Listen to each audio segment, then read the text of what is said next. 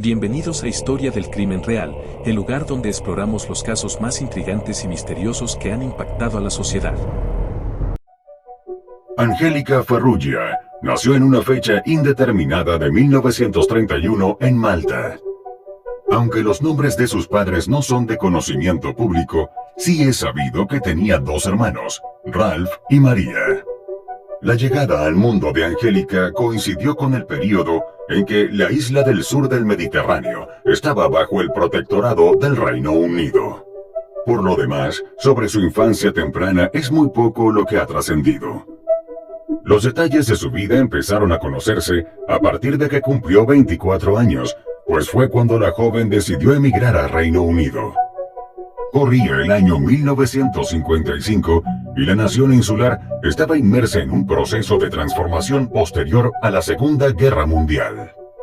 En esa circunstancia particular, las políticas gubernamentales favorecían a los inmigrantes de la Mancomunidad Británica, cuya mano de obra se esperaba que fuese útil en áreas productivas. Casi a la par, su hermano Ralph optó por migrar a Canadá. Habiéndose instalado en Londres, Angélica consiguió empleo en breve, tal como había calculado. Aunque era joven, resultaba bastante responsable con la administración de sus recursos para poder mantenerse a sí misma y cubrir cada uno de sus gastos sin sobresaltos. Si algo la caracterizaba, era su rigor en los asuntos financieros. Desde siempre fue meticulosa con el manejo del dinero y había adquirido, desde muy temprana edad, la costumbre del ahorro. A solas en la gran ciudad y con notable estabilidad económica, Angélica añoraba poder formar una familia. Ese sueño pareció cercano cuando su destino se cruzó con el de Frank Hallwood. Al primer encuentro siguieron otros, y así la joven descubrió que su corazonada inicial había sido más que justa. Porque Frank era un hombre recto, noble, y por sobre todas las cosas perseguía también aquel gran anhelo suyo de formar un hogar. Para su suerte, él le correspondía en el sentimiento, de modo que el romance fluyó veloz y sin contratiempos. Fue así como muy pronto Frank le propuso matrimonio. Consolidada la unión, ella asumió el apellido de su esposo y se convirtió en Angélica Hallwood. Luego los recién casados se establecieron en la ciudad de Edmonton, al norte de Londres, en el distrito de Enfield. Allí eligieron una vivienda de 2 pisos, identificada con el número 23 de la avenida Granville. El lugar, además de pintoresco y tranquilo, tenía la característica de que todas las casas estaban unidas entre sí, dándole al ambiente la calidez ideal para el futuro que les esperaba. Y fue así como en un abrir y cerrar de ojos, Angélica quedó embarazada. El primogénito nació un día de 1962 y sus padres le dieron por nombre Peter. Más adelante el hogar volvió a llenarse de dicha con la llegada de la pequeña Joan. Angélica y Frank se desvivieron por darles a sus 2 hijos todo cuanto necesitaran y especialmente una crianza amorosa y atenta. Por su parte, Peter y Joan supieron retribuirles siempre con afecto y cercanía. En especial Joan era muy unida con su madre, algo que fue haciéndose más notorio a medida que pasaban los años, pues la joven procuraba cuidarla y estar presente tal como su madre había hecho con ella a lo largo de toda su vida. Toda vez que los hijos crecieron, llegó el momento de dejar atrás el hogar familiar para emprender sus propios caminos y vivir la vida a su manera. A sus 21 años, Peter inició un noviazgo con una chica. Si bien ni su edad ni sus antecedentes son de conocimiento público, fue como producto de esa relación que Peter se convirtió en padre en 1983 de una niña a la que llamaron Anna. La llegada de la pequeña fue recibida con particular felicidad por Angélica, convertida en flamante abuela. Así, cada risa y cada gesto de su nieta tenían para ella la energía suficiente para iluminarlo todo. Sin embargo, tras enfrentar algunos problemas, Peter y la madre de Anna finalmente se separaron. Aunque para fortuna de la niña, su padre e incluso para la abuela, el mal trance no los distanció en lo absoluto. La larga soltería de Peter llegó a su fin cuando a mediados de 1988 se enamoró de nuevo. Se trataba de otra muchacha de su mismo vecindario que el 28 de enero del año anterior había dado a luz a gemelos. Los pequeños respondían a los nombres de Robert y Jonathan Maskell. La identidad de su madre, en cambio, no ha trascendido. En cualquier caso, cuando Peter y ella se conocieron, la mujer hacía frente a la maternidad a solas. Esa responsabilidad por partida doble no fue en ningún momento un impedimento para que Peter avanzara en sus intentos por conquistarla. Por el contrario, su amor era tan genuino e intenso que poco después se casaron. La familia Hallwood se mantuvo fiel a los valores que la caracterizaban y en consecuencia acogieron a Jonathan y a Robert como parte del clan. Así se hizo habitual que Peter llevara a los gemelos a visitar a Angélica y también compartieran con Anna, con quien hicieron una bonita amistad. Dueña de un corazón generoso, la abuela jugó un rol fundamental en ese sentido, porque Angélica jamás marcó diferencia alguna entre su nieta biológica y los gemelos. De hecho, muestra de ello fue que Robert y Jonathan se referían a ella con el afectuoso título de Nana. No obstante, pese a la ausencia de sobresaltos y la considerable armonía y salud de sus seres queridos, a mediados de la década de los 90, Angélica fue sacudida por dos eventos. Primero vino la jubilación, que si bien representaba un merecido descanso, la enfrentó con el reto de reorganizar su cotidianidad y sus rutinas. Luego, y mucho más doloroso, fue perder al amor de toda una vida. Al verse sin Frank, Angélica sintió un vacío indescriptible. Pero gracias al apoyo constante de Peter y Joan, poco a poco fue encontrando el tan anhelado consuelo. Otro tanto ayudaron Robert y Jonathan, pues sus visitas representaban para Angélica un soplo de aire fresco. A la fecha, los gemelos cursaban la escuela primaria. Fue por esa misma época que, tras notar que ambos tenían algunos tropiezos académicos, sus maestros alertaron a la madre al respecto, recomendándole que buscara la atención de especialistas. Ella tomó la sugerencia al pie de la letra y los inscribió en una escuela especializada para chicos con dificultades de aprendizaje. En tanto, la relación de Peter con la madre de los chicos comenzó a resquebrajarse hasta que, en los mejores términos, ambos decidieron ponerle punto final. Tras la separación, Robert, Jonathan y su madre se mudaron a una casa en la calle Chalfont, muy cercana a la de Angélica. Ese hecho hizo más llevaderos los efectos de la ruptura en los gemelos, porque por encima de todo, Robert y Jonathan guardaron para sí el afecto que sentían hacia Angélica, quien los recibía siempre con los brazos abiertos. Así las cosas, desde entonces solían refugiarse en la casa de quien consideraban su abuela. Hacia 2001, cuando tenían 14 años, los chicos hicieron amistad con otro compañero de la escuela.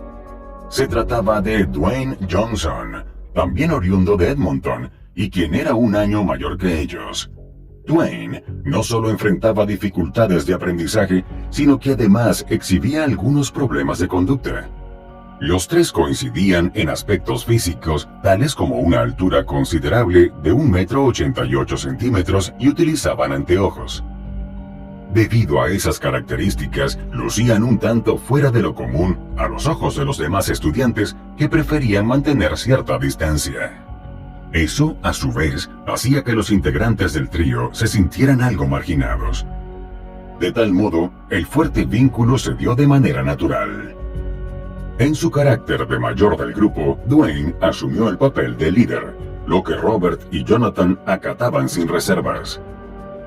Al año siguiente, fue Dwayne quien les propuso a los gemelos buscar empleo para tener dinero y disfrutar durante el verano. Habiendo considerado que su mejor opción era apuntar a un lugar divertido, se postularon a Parque Paraíso. Ubicado a las afueras de Londres, en la ciudad de Broxbourne, a unos 26 kilómetros de distancia, el lugar era a la vez parque temático y zoológico. En efecto, consiguieron trabajo allí, y tal como pensaron, el ambiente era ideal como primer empleo. El trío disfrutaba de su trabajo y ninguno tuvo problemas para aprender y adaptarse a servir de guía a la cantidad de visitantes que frecuentaban el parque. Todo parecía ir de maravillas, hasta que, en un impulso que no supieron frenar debido a su imprudencia e inmadurez, tomaron sin permiso uno de los vehículos del lugar. A bordo del mismo dieron unas vueltas fuera del complejo y pasaron un buen rato. Cuando las autoridades se percataron, alertaron a la policía. El trío regresó al parque por su cuenta y aunque no enfrentaron cargos legales, fueron despedidos en el acto. Desde entonces, se dedicaron a matar el tiempo libre frente a sus computadoras, participando en salas de chat para conocer mujeres. La virtualidad le dio alas a Robert y a Jonathan para habitar un mundo de fantasía. Uno donde podían librarse de lo que ellos consideraban una pesada carga, su poco agraciada apariencia. En consecuencia, se presentaban como hombres atractivos, solventes en lo económico, y presumían de una agitada vida social. El truco les funcionaba en primera instancia, y muchas chicas se interesaban en ellos. Pero luego, apenas las jóvenes pedían fotos para conocerlos mejor, los gemelos debían enfrentar una y otra vez el rechazo. Optaron entonces por buscar en los chats a personas más jóvenes y menos experimentadas. Cierto día, ya sin demasiadas expectativas, Jonathan entabló conversación con una adolescente llamada Hayley Rains, residente de Darlington, en el condado de Durham. La chica, que para entonces tenía 13 años, era una asidua participante de las salas de chat. No tomó mucho tiempo para que Hayley le diera su número de teléfono. De ahí en más, fueron construyendo una relación a larga distancia que eventualmente se convirtió en noviazgo, aunque jamás se habían visto personalmente. No mucho tiempo después, a Robert también le sonrió la suerte. La chica en cuestión se llamaba Siobhan Henderson, y por una coincidencia bastante asombrosa, era de Darlington y tenía 13 años, justo como Hayley. Ser correspondidos por vez primera hizo de aquella una época fabulosa para los gemelos. Las llamadas y correos electrónicos intercambiados con sus respectivas novias iban y venían, casi siempre alimentando la ilusión de encontrarse algún día en persona. Pero no era tan sencillo, especialmente porque Darlington quedaba a 5 horas de viaje en tren y los boletos eran costosos para las chicas. De todas maneras, los cuatro insistían y las horas pasaban en ensoñaciones de una reunión en la gran ciudad de Londres. Por supuesto, esos asuntos amorosos de sus amigos no eran del interés de Dwayne. En cambio, prefería andar con ellos y charlar de otros temas e incluso acompañarlos a casa de Angélica. Ella, a su vez, también le tomó cariño y lo trataba como a uno más de la familia. Fue en medio de esas frecuentes visitas como a la larga, Dwayne llegó a conocer mejor a Anna. Entre una cosa y otra surgió la atracción, y luego iniciaron un romance intermitente. Para esa fecha, la edad de Angélica le dificultaba subir las escaleras y usar el segundo piso de la casa. En cambio, a Robert y a Jonathan les encantaba ir, especialmente a hurgar entre las cosas de la abuela. Cierto día, esa curiosidad les hizo descubrir que Angélica guardaba alrededor de $1000 en efectivo. Sin pensarlo mucho, los tomaron, calculando que ella no se daría cuenta. Ignoraban que Angélica llevaba un registro detallado de sus cuentas y pertenencias. Apenas notó la falta, fue bastante simple dar con los responsables de los hechos, puesto que sus nietos eran los únicos que solían subir hasta allí. Tras pedirle ayuda a su hijo Peter, entre él y la madre de los adolescentes se ocuparon de que estos devolvieran lo robado.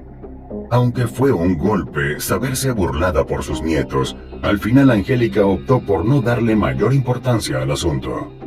Pensó que había sido un acto irresponsable de adolescentes y no un hecho cometido con mala fe. Cuando corría el año 2004, los noviazgos virtuales de Robert y Jonathan con Hayley y Siobhan seguían su curso.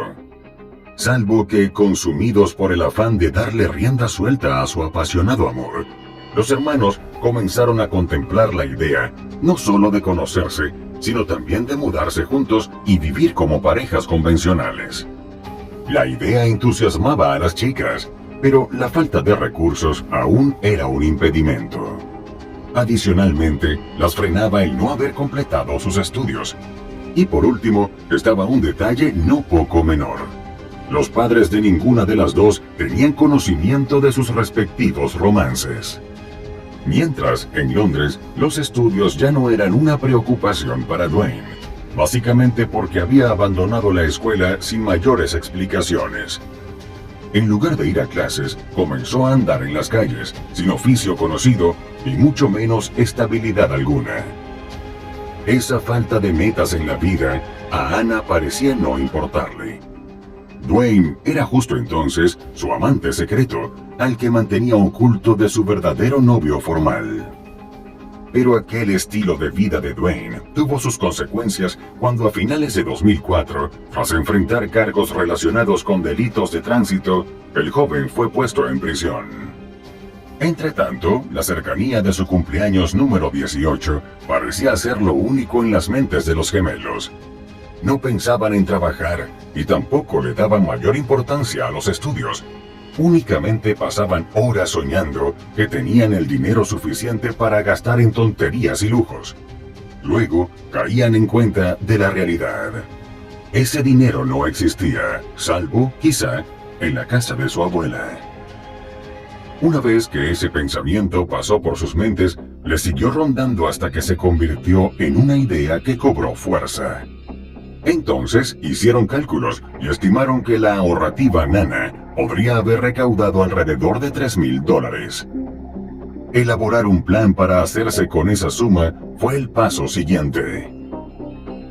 El jueves 27 de enero de 2005, Dwayne recobró su libertad, y gracias a la confianza que había construido con Angélica, ese mismo día, ella le extendió la invitación a quedarse en su casa y vivir allí por un tiempo. En medio de la algarabía por tener a su amigo de vuelta, y además instalado en la vivienda de su abuela, Robert y Jonathan aprovecharon para comentarle sus planes. Lejos de apiadarse de su benefactora y hacer reflexionar a sus amigos acerca de lo terrible de su plan, Dwayne estuvo de acuerdo. Además, su presencia en la casa era una obvia ventaja adicional. El viernes 28 de enero de 2005, la madre de los gemelos organizó una reunión para celebrar el cumpleaños. Aproximadamente a las 11 de la noche, Jonathan le preguntó a su madre si él y su hermano podían retirarse para encontrarse con Dwayne. Según le dijo, el amigo tenía una tarjeta de cumpleaños que darles. Ella no tuvo reparos, de modo que se despidieron de los invitados y se fueron.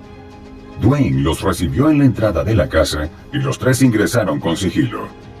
Acto seguido, revisaron los estantes de las habitaciones en busca del dinero. Alertada por los extraños ruidos, Angélica se levantó y fue a ver qué sucedía. No fue la única, porque en sus respectivas casas, los vecinos también escucharon el bullicio. Cuando Angélica lo sorprendió, comprendió enseguida lo que trataban de hacer. Entonces, nerviosa pero decidida, intentó pedir ayuda a los gritos. No obstante, Dwayne fue más fuerte y rápido. Y así, valiéndose de su gran tamaño, la inmovilizó en el suelo. Por su parte, Robert y Jonathan juntaron más de $1,000 que estaban guardados en bolsas distribuidas en distintos lugares. La desigual lucha entre Angélica, que medía alrededor de 1,5 metros, y su victimario de 1,88 metros, finalizó toda vez que ella ya no pudo respirar. Su cuerpo sin vida fue dejado abandonado entre el desorden absoluto de la vivienda. En la vía de regreso a su fiesta de cumpleaños, Robert y Jonathan intentaron gastar parte del botín en una tarjeta de recarga para sus teléfonos móviles, pero el vendedor les devolvió algunos de los billetes cuando se dio cuenta de que ya no eran de curso legal. Luego, para rematar la faena, disfrutaron de una comida en un local de comida árabe. Más tarde, aún en compañía de Dwayne, volvieron de nuevo a casa como si nada hubiese pasado. A la mañana siguiente, Joan pasó a visitar a su madre. Tocó y tocó a su puerta, pero no hubo respuesta. Minutos después, Dwayne llegó y se ofreció a ayudarla, logrando desbloquear la cadena de seguridad. Ya en el interior, la mirada de Joan tropezó con el caos que parecía inundarlo todo. A su lado, Dwayne fingió sorpresa. Toda vez que ella le pidió que fuese a revisar el dormitorio de su madre, él, otra vez, actuó como si no estuviera al tanto de nada. Y lo mismo hizo cuando le comunicó la terrible noticia a la hija de Angélica. Entre lágrimas, Joan marcó el número de la policía local. Las autoridades respondieron con prontitud, de modo que en cuestión de minutos, la casa se llenó de agentes dispuestos a recabar evidencias en la escena del crimen. La investigación quedó a cargo del inspector jefe, Alistair Tully, quien ordenó levantar el cuerpo y acordonar el área, con el fin de que nada contaminara el sitio de los hechos. A esa hora, los seres queridos de Angélica no daban crédito a lo sucedido. Por lo demás, tanto a ellos como a los vecinos les resultaba indignante la idea de que alguien se hubiese aprovechado de la vulnerabilidad de una mujer mayor para robar. También les parecía perturbador que una suma insignificante de dinero, que era lo máximo que podría tener ahorrado de sus ingresos como jubilada, le hubiera costado la vida. Mientras reinaba la consternación en su círculo cercano, Robert y Jonathan se unieron al duelo. Sin embargo, unas horas después, los gemelos fueron hasta la zona comercial de la ciudad y allí Jonathan gastó $170 en un teléfono nuevo, quedando registrado por las cámaras de seguridad del local. A su regreso, un grupo de encapuchados los interceptó y se llevaron consigo el celular sin estrenar. Jonathan resolvió buscar más dinero en casa y compró otro teléfono. El 29 de enero de 2015 se completó el informe de la autopsia de Angélica, revelando que había sufrido un fuerte impacto resultante en la fractura de los huesos de su rostro. Como causa del deceso se señaló asfixia. Entretanto, en la escena del crimen fueron recuperadas múltiples huellas, siendo una de las más contundentes la impresión dejada por una bota entre los papeles desordenados. Ya para ese momento, tomando en cuenta sus antecedentes, la policía había centrado su atención en Dwayne. Durante la correspondiente entrevista que le hicieron, los investigadores comprobaron cómo su coartada se iba desvaneciendo con notable rapidez. En cuestión de horas, se desmoronó y terminó por confesar a los oficiales que todo había sido orquestado por Jonathan y Robert. Esa misma tarde, mientras hablaba por teléfono con Siobhan, Robert alardeó del crimen cometido sin reservarse detalles. Creyendo que solo bromeaba para impresionarla, la chica le restó importancia a sus palabras. Pero a la par, Jonathan hizo lo mismo con Hailey, aunque en su caso le añadió más drama a todo, señalando que tenía cáncer y que consideraba quitarse la vida. Todo en un claro intento de ganarse su simpatía y compasión. Esa noche, Hailey estaba viendo televisión junto a su madre, a quien los medios solo identificaron como Jackie, de 42 años. En ese momento, en el noticiario informaron del crimen, y fue entonces cuando la jovencita decidió hablar con toda sinceridad. Le contó a Jackie acerca de las perturbadoras confesiones de Jonathan, y ante la gravedad de los hechos, decidieron comunicarse con la policía de Edmonton. La información que ellas suministraron le sirvió a los agentes para corroborar que sus sospechas estaban orientadas en el camino correcto. Después, cuando Siobhan también presentó una denuncia similar, todas las piezas fueron encajando. Posteriormente, la revisión de las cámaras de seguridad de la tienda de celulares terminó por cerrar la cronología de los hechos. Robert y Jonathan fueron arrestados sin ofrecer resistencia. Una vez en la comisaría y durante sus respectivos interrogatorios, ambos negaron cualquier participación en el crimen. No obstante, justo entonces llegó el resultado del análisis de la huella de calzado encontrada en la escena, que coincidió con uno de ellos, dejándolos ante una cantidad avasallante de pruebas en contra. En consecuencia, tanto los gemelos como Dwayne permanecieron detenidos, acusados de asesinato, robo y homicidio involuntario. El juicio del trío tuvo lugar durante los primeros días de enero de 2006 en el Tribunal Central Criminal de Inglaterra y Gales, a cargo del juez Gerald Gordon. En sus declaraciones iniciales, los tres acusados se esforzaron por eludir toda responsabilidad e intentaron culparse mutuamente. Como líder de la parte acusadora, el fiscal Anthony Leonard citó a Siobhan y a Hayley, para entonces de 15 años. Convertidas en testigos clave, fue de ese modo como por fin estuvieron frente a sus respectivos novios virtuales. Visiblemente nerviosas, ambas dieron detalles del tipo de relación que mantuvieron con los gemelos, que se inició cuando ambas tenían 13 años y que se terminó por razones obvias cuando los dos hicieron sus correspondientes revelaciones acerca del crimen. Cuando las imágenes de las cámaras de seguridad fueron presentadas, la sala quedó en silencio. Comprobar de primera mano la frialdad con la que se habían comportado los gemelos y lo tranquilos que estaban tras quitarle la vida a la abuela que los quiso tanto, hizo que la furia se adueñara de Joan y Peter. Desde sus asientos se esforzaron por mantener la calma. Finalmente, tras desestimar el cargo mayor, el juez declaró a los tres culpables de robo y homicidio involuntario. Acto seguido, fueron puestos bajo custodia y la audiencia de sentencia se fijó para el 31 de enero de 2006. Llegada la ocasión, el juez expresó primero que los gemelos Robert y Jonathan Maskell, así como su amigo Dwayne Johnson, habían actuado por pura codicia. Resaltó que su ambición fue tal que ni siquiera contempló la posibilidad de robar mientras Angélica estuviese fuera de su residencia y a salvo.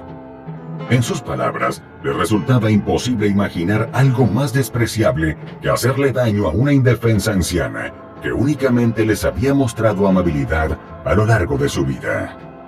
Así, Jonathan, Robert y Dwayne fueron sentenciados a 9 años por el cargo de homicidio involuntario y otros 7 por robo. Las penas debían cumplirlas en un centro para menores infractores. Como una previsión adicional, el juez ordenó que, una vez cumplidas sus sentencias, los periodos de sus licencias se ampliaran a 3 años para que pudieran ser llamados nuevamente a prisión si incumplían su libertad condicional. A su salida de los tribunales, Peter sintió cómo las emociones se le mezclaban en una amalgama casi indescriptible, hasta que de pronto fue capaz de liberar la rabia ante la traición de quienes siempre consideró sus hijos. I feel that I've been suppressed for so long, yeah? That's what they are to me, free scumbags. Por su parte, Joan declaró ante los reporteros su descontento por lo que a su juicio era una condena injusta. I took a life. I deserve to be in for life. Nothing else. Otro de los que habló tras conocer la sentencia fue el inspector jefe detective Alistair Tully, oficial investigador de alto rango que estuvo involucrado en el caso. Señaló que los gemelos habían sido evaluados y considerados inmaduros, por lo cual su estadía en el centro de reclusión les daría tiempo suficiente para reflexionar y madurar antes de poder salir en libertad. El paso del tiempo les dio a Siobhan y a Hayley la serenidad para compartir públicamente todo el miedo que les generó lo sucedido. A la luz de la madurez, la ingenuidad de aquel pasado les resultaba más que evidente. Tras tomar conciencia de que su inocencia las puso a merced de 2 desconocidos, alertaron a otras jovencitas para no ser tan confiadas en esos contactos virtuales, pues al otro lado puede haber alguien con una mente muy retorcida.